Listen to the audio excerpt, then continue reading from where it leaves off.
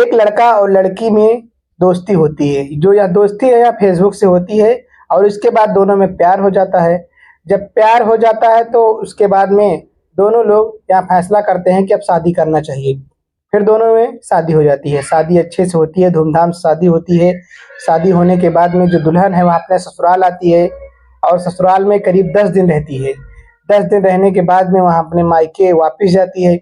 जब वह अपने मायके वापस जाती है तो वहाँ से दूल्हे को फ़ोन करती है और ऐसा शब्द बोलती है कि जिससे जो दूल्हा था उसका होश खराब हो जाता है। वहाँ समझ नहीं पाता है कि आखिरकार दुल्हन ऐसा क्यों कह रही है। अभी यहाँ पर थी, वहाँ अच्छी थी, ठीक थी और अचानक से वह ऐसा कैसे बोल सकती है। दोस्तों, जो दुल्हन थी वहाँ तुरंत जो है अपने मायके पहुँच करके सबसे पहले फ़ोन करती है और कहती है कि मुझे तुमसे तलाक चाहिए। यह शब्द सुन कर के जो दूल्हा था वह परेशान हो जाता है, उसके मन में खलबली मच जाती है और वह पूछने लगता है कि आखिरकार ऐसा तुम कैसे कह सकती हो? हम दोनों एक दूसरे से प्यार करते हैं और तभी हम दोनों ने शादी किया है। लेकिन दुल्हन कहती है कि नहीं, मुझे तलाक चाहिए तुमसे, अब मैं तुम्हारे साथ नहीं रह सकती हूँ। दोस्तों, दूल्हा समझ नहीं पाता है कि आखिरकार बात क्या है और क्या है इसके पीछे की सच्चाई, हम आपको बताते हैं। दोस्तों, यह कहानी है उत्तर प्रदेश के आगरा के एक छोटे से गांव की, जहां पर एक श्रुति नाम की एक गांव में लड़की रहती थी। उसका एक छोटा भाई था और घर में माता पिता थे। जो श्रुति थी वह शुरू से ही बहुत जिद्दी थी और बहुत ही घमंडी स्वभाव की लड़की थी। वह पढ़ने लिखने में होशियार तो थी लेकिन घमंडी स्वभाव की थी। उसका जो है जो शौक था वह अजीबोगरीब शौक था। उसको अच्छे अच्छे कपड़े पहनना तो सबको पसंद है, लेकिन उसको पहनना और अपने सहेलियों को जलाना कुछ अलग ही इसका शौक था। वह अपने जो सहेली थी उनको हमेशा ताना मारती थी, कहती थी मेरे पास ये है, मेरे पास ये है, तुम लोगों के पास क्या है। यही सारी बातें वह अपने सहेलियों से करती थी। यानी कि जब भी वह अपने सहेलियों के पास इकट्ठा होती थी तो वह यही शब्द कहती थी कि तुम लोगों के पास क्या है, मेरे पास तो बहुत कुछ है। उसका कारण यह था कि वह घर में बड़ी थी और इकलौती भी थी, क्योंकि उसका जो भाई था वह छोटा था, बहनों में सिर्फ अकेल थी। इसलिए पिताजी से जो भी बोलती थी वह तुरंत पा जाती थी और यही कारण था कि वह जो भी मांगती थी पा जाती थी। इसी की वजह से उसको जो है घमंड हो गया था। उसने बाहर की दुनिया नहीं देखी थी।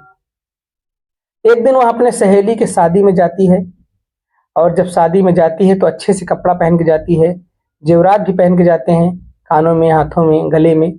इसके बाद में वहाँ पहुँचती है उसके शादी के प्रोग्राम में, तो वहाँ पर और जो उसकी सहेलियाँ थी सबको दिखाती है, अपने कपड़े दिखाती है कि देखो मेरे पास कितना अच्छा कपड़ा है और तुम लोगों के पास क्या है, ये मैंने गहना खरीदा है और ये मेरे पास ये हार है। यही सारी बातें जो है वहाँ कहती रहती है। इसके बाद में सभी लोग उसको लेकिन नज़रअंदाज कर देते हैं, क्योंकि शादी का माहौल था और भी वहाँ पे लोग आए थे और सब लोग अपने अपने में व्यस्त थे, तो उसको ज़्यादा कोई ध्यान नहीं दिया। लेकिन जो वहाँ थी, श्रुति जो थी, वह जो है पहुँचती है स्टेज पर, जहाँ पर दूल्हा और दुल्हन थे, जहाँ पर उनका जयमाल होने वाला था। वहाँ पर सिर्फ दूल्हा बैठा था।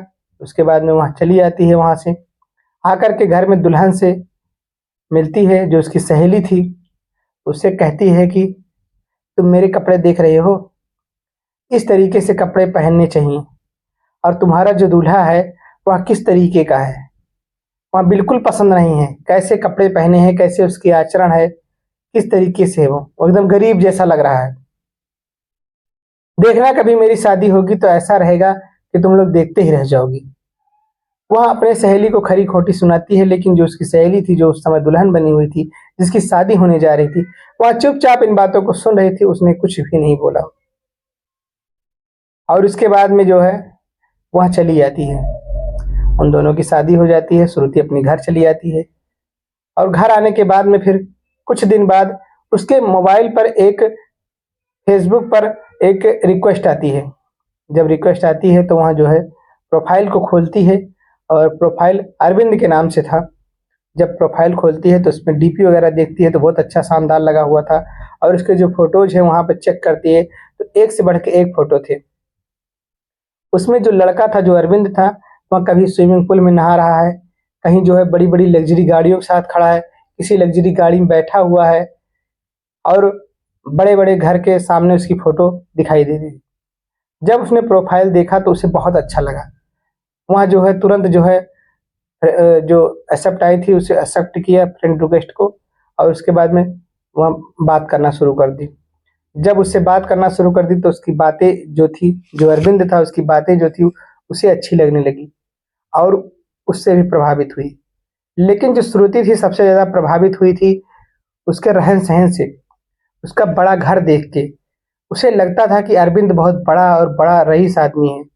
इसके पास तो बहुत सारी गाड़ियाँ हैं, बड़े-बड़े घर हैं इसके पास, स्विमिंग पूल है और कई फ्लैट है। यही सब देख के वहाँ जो है अरविंद पर मोहित हो गई थी। उसके बाद में दोनों में बात शुरू होती है, दोनों में बात होती है और बात धीरे-धीरे प्यार तक बदल जाती है। जब दोनों में प्यार होता है तो एक दिन जो है श्रुति जो है अरविंद से कहती है कि मैं तुमसे शादी करना चाहती हूँ। श्रुति अरविंद से कहती है कि मैं तुमसे शादी करना चाहती हूँ। अरविंद कहता है कि ठीक है, मैं शादी तो कर लूँगा, लेकिन जो है हम अपने घर वालों को नहीं बताएँगे। हम उनको सरप्राइज़ देना चाहते हैं क्योंकि हम बाहर रहते हैं। श्रुति अपने माता-पिता से बताती है, कहती है कि पिताजी मैंने एक लड़के से प्यार किया है, उससे बात करती हूँ और मैं उसी से शादी करना चाहती हूँ। उसके जो माता-पिता थे बहुत अच्छे, बहुत भोले थे। उन्होंने उसकी अरविंद की फ़ोटो देखी और देखने के बाद में उन्होंने कहा, बेटा इसके माता-पिता कहाँ हैं? तब वहाँ बताने लगी कि इसके माता-पिता जो है गाँव में ही रहते हैं और यहाँ उन्हें सरप्राइज़ देना चाहता है। लेकिन जो उनके माता-पिता थे, श्रुति के माता-पिता थे, उन्होंने एक चीज़ इसमें नोटिस किया था कि जितनी भी सारी फ़ोटो श्रुति ने अरविंद का दिखाया था, उसमें कहीं भी जो है उसके परिवार वाले नहीं थे।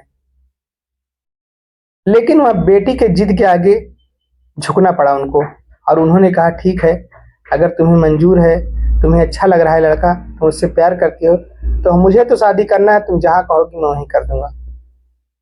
इसके बाद में दोनों की कोर्ट मैरिज हो जाती है और कोर्ट मैरिज होने के बाद में जो है, दोनों जो है शादी के बंधन में बंध जाते हैं।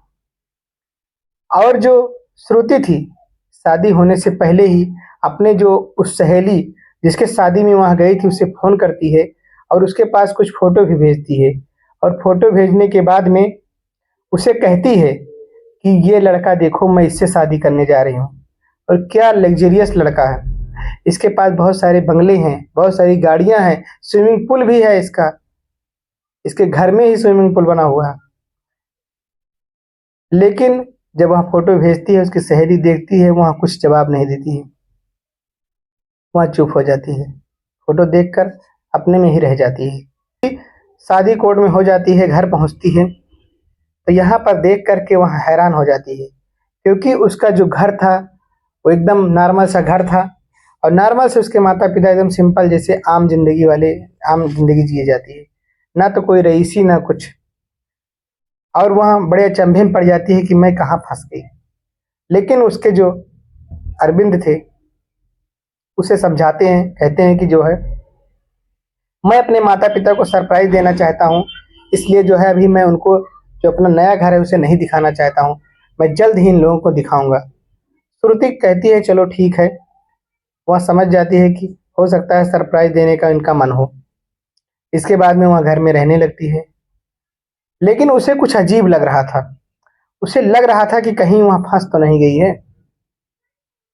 उसके बाद में अरविंद की एक छोटी-सी बहन थी, जो मुश्किल से 10-11 साल की थी। एक दिन जो है वहाँ उससे पूछती है, कहती है कि तुम्हारे भैया कहाँ रहते हैं और क्या करते हैं? उस मासूम सी लड़की ने बताया कि हमारे भैया एक एक मालिक है, उन्हीं के फार्म हाउस पे रहते हैं और जब वो आते हैं तो उन्हीं की देखभाल करते हैं और जब चले जाते हैं तो उनका वापस से फार्म हाउस देखना, कहीं कुछ दिक्कत ना हो, कोई चोर उचक्के ना आ जाएँ, वही इसी की रखवाली करते हैं। इतना शब्द सुनते ही जो है वहाँ चौंक जाती है। इसके बाद में वह अपने मोबाइल से फ़ोटो निकालती है जो अरविंद ने उन्हें भेजी थी, वहाँ सब दिखाती है तो कहती है हाँ भैया यहीं पे रहते हैं और चौकीदारी करते हैं क्योंकि जो है जब हम मालिक नहीं रहते हैं तो देखना पड़ता है। अब उसे समझ नहीं आता है कि वह करे तो क्या करे? इसके बाद में जो है अब वह सोच लेती है कि अब वहाँ एक पल भी नहीं रहेगी। लेकिन वह सोचती है कि पहले मैं यहाँ से निकल जाऊँ, इसके बाद में बात करती हूँ। इसके बाद में अरविंद जब आते हैं, शाम को अरविंद आते हैं, उसके बाद कहती है कि मुझे मायके जाना है, मुझे 7-8 दिन हो गए हैं, अब मुझे मायके जाना चाहिए। तो अरविंद कहता है कि मेरे पास तो अभी बहुत काम है, एक काम करो तुम चली जाओ, मैं वापस तुम्हें लेने आ जाऊंगा। इसके बाद में श्रुति जो है अगले दिन अपने मायके आ जाती है, और जैसे ही मायके पहुंचती है वह अपने कमरे में जाती है और वहां से फोन करती है और अरविंद से कहती है कि मुझे तुमसे तलाक चाहिए। न हाल चाल न कुछ, सीधा एक शब्द कि मुझे तुमसे तलाक चाहिए। अरविंद समझ ही नहीं पाता कि उसके साथ क्या हो रहा है। तब श्रुति बताती है कि तुमने मेरे साथ धोखा किया है, इसलिए मैं तुम्हारे साथ नहीं रहना चाहती हूँ। अरविंद कहता है कि जो हो गया, हम दोनों एक दूसरे से प्यार तो करते हैं। लेकिन श्रुति मानने को तैयार नहीं, कहती है कि मैंने अपने आप को ठगा महसूस किया है और मैं तुम्हारे साथ नहीं रह सकती हूँ। इसके बाद में जो है अरविंद कहता है ठीक है, लेकिन मैं तुम्हें जिंदगी भर तलाक नहीं दूंगा, देखते हैं तुम कैसे अलग होती हो। इसके बाद में वह कमरे में रोने लगती है। उसके माता पिता आते हैं और उसे समझाने लगते हैं, कहते हैं बेटी मैंने पहले ही तुमसे कहा था कि इसके माता पिता से मुझे मिलवा दो, खानदान का कुछ अता पता नहीं, लेकिन तुमने नहीं माना। फिर उसके माता पिता ने उसे हौसला दिया कि मैं जो है कोर्ट में केस करूंगा।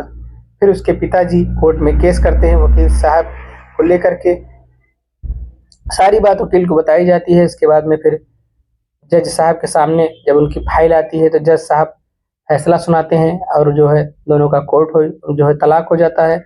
लेकिन जो है उसके ऊपर एक मुकदमा और बनता है, धोखाधड़ी 420 का। इस मामले में वह अरविंद जेल चला जाता है। अरविंद जेल तो चला जाता है, लेकिन जो श्रुति थी चारों तरफ उसके चर्चे हो जाते हैं। जब यहाँ खबर उसके सहेलियों तक पड़ती है तब उसकी वही सहेलियां आज जोर जोर से हंस रही हैं और कह रही हैं कि वही श्रुति है जो हमें अपमानित कर रही थी। आज श्रुति को भी समझ में आ गया था कि उसके साथ उसने क्या किया था और क्या मिला है। उसको समझ में आ गया कि चकाचौंध भरी जो रोशनी होती है, इसमें आदमी धोखा खा जाता है। उसे अपनी गलती का एहसास हो गया था। इस कहानी का सुनाने का उद्देश्य यही सिर्फ इतना है कि लड़कियां आज समाज में जिस तरीके से बदलाव देख रही हैं, तो ऐसा ना हो कि चकाचौंध में फंस जाए। उन्हें भी सही गलत का अंदाजा होना चाहिए, इसके बाद ही कोई कदम उठाएं। घर वालों की राय जरूर लें। दोस्तों, आप लोगों को यह कहानी कैसी लगी हमें कमेंट में जरूर बताएं। अगर आप हमारे चैनल पर नए हैं, चैनल को लाइक करिए, शेयर करिए और सब्सक्राइब करिए। धन्यवाद।